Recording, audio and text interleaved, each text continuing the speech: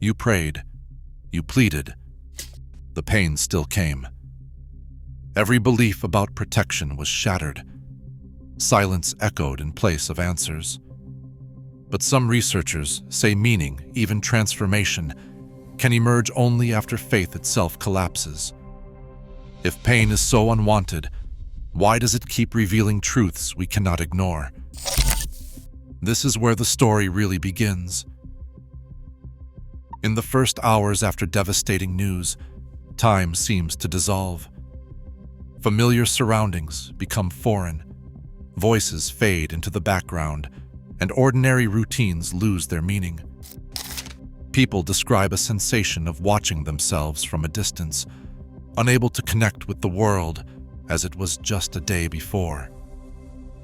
Clinical grief research calls this acute shock, a state where the mind struggles to accept what has happened. Some find themselves whispering the same prayer over and over, even after the outcome is final.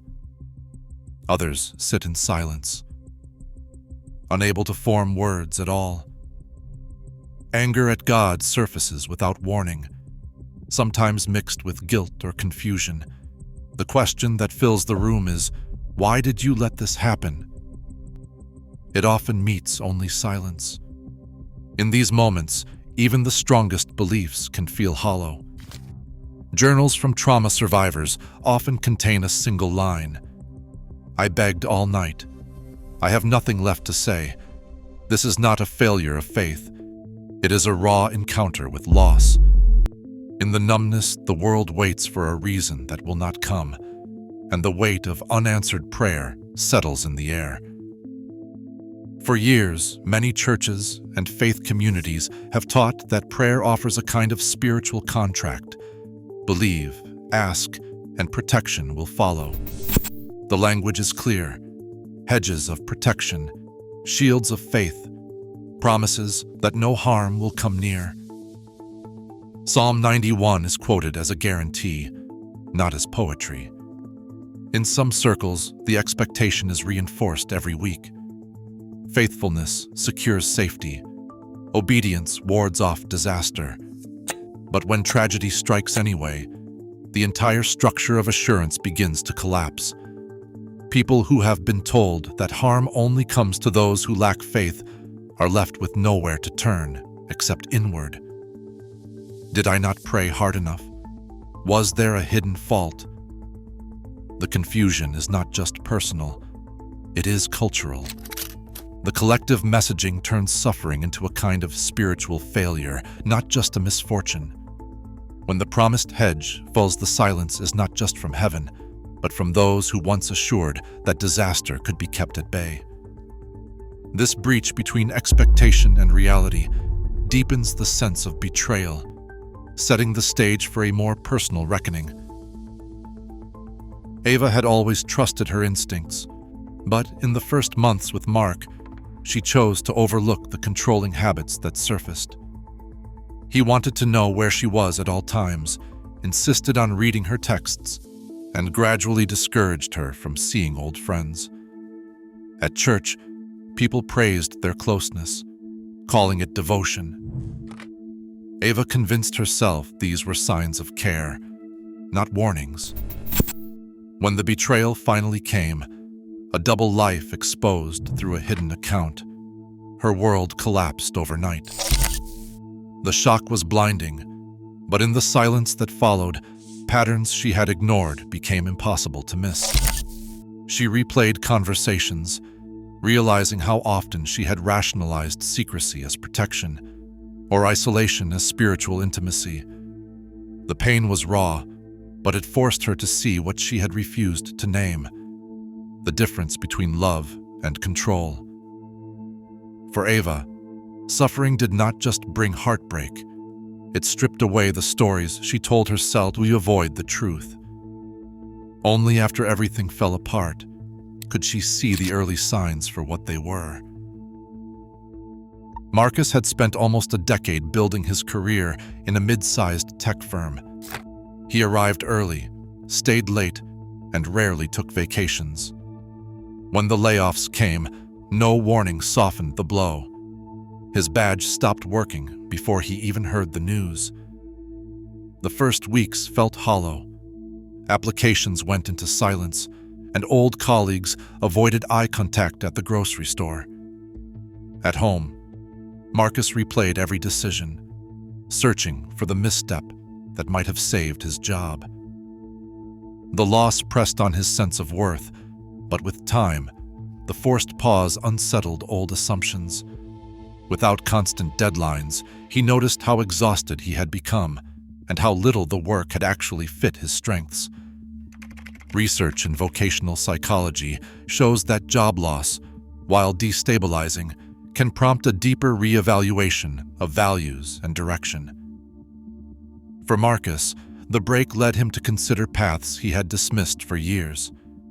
He enrolled in a training program for counseling, drawn by his own experience of navigating upheaval. The pain of losing his job did not vanish, but it opened a route to work that felt honest and sustainable. In studies tracking career transitions, many people describe similar patterns. The disruption hurts, but it can also clear space for a better fit, one that might never have been chosen without the interruption. Psychologists Richard Tedeschi and Lawrence Calhoun spent years interviewing people who had survived life-altering events, bereavement, serious illness, violent loss, and betrayal. They noticed a surprising pattern. While trauma often left deep scars, some individuals described unexpected gains that would not have been possible otherwise. This phenomenon, known as post-traumatic growth, is now recognized across hundreds of studies. Growth does not mean the pain was good or necessary, but it does mean that suffering can change the landscape of a life in ways that go beyond recovery. Tedeschi and Calhoun identified 5 domains where these changes often appear. People speak of new possibilities, paths they never would have considered before. Many describe a deeper appreciation for ordinary moments, a sense of gratitude that was absent before loss. Others notice increased personal strength, realizing they can endure more than they thought. Relationships sometimes become more honest and compassionate, shaped by a new understanding of vulnerability. And for some, trauma prompts spiritual or existential reflection, leading to shifts in belief, purpose, or worldview. These changes do not erase grief or hardship, but they suggest that pain can be a starting point for a different kind of growth. Nadia's journals from the first year after her husband's sudden death are mostly blank pages.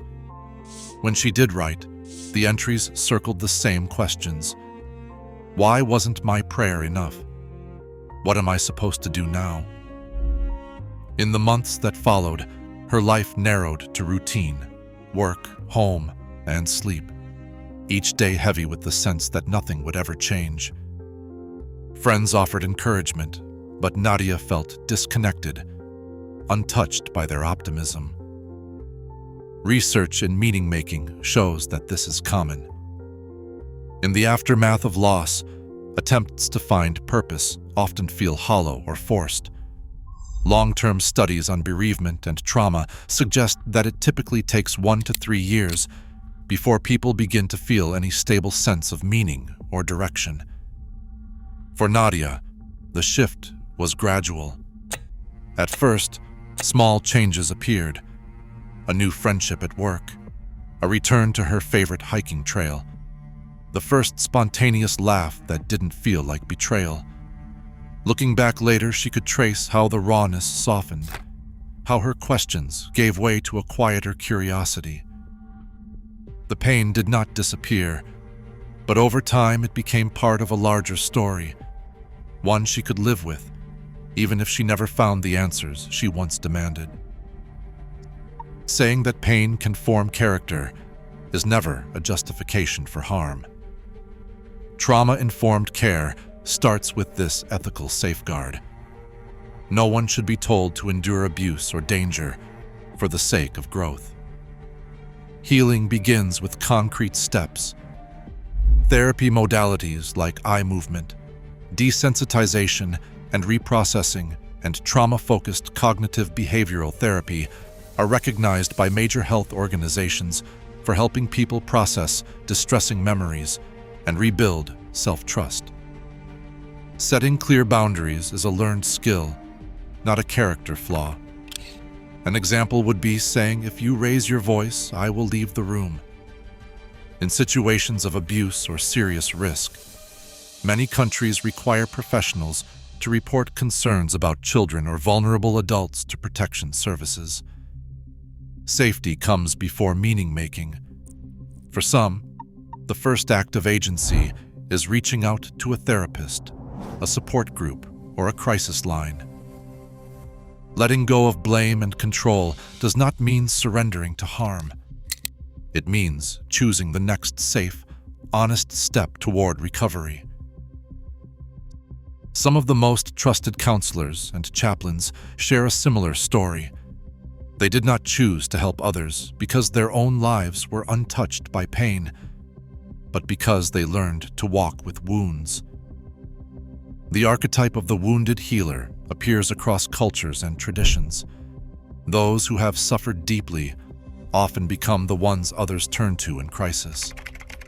Psychologist Lisa Miller's research on spirituality and brain health suggests that people who hold their spiritual life as central show subtle differences in brain regions tied to reflection and emotional regulation. In high-risk groups, those who rated their spiritual life as very important had slightly thicker cortex in areas linked to resilience.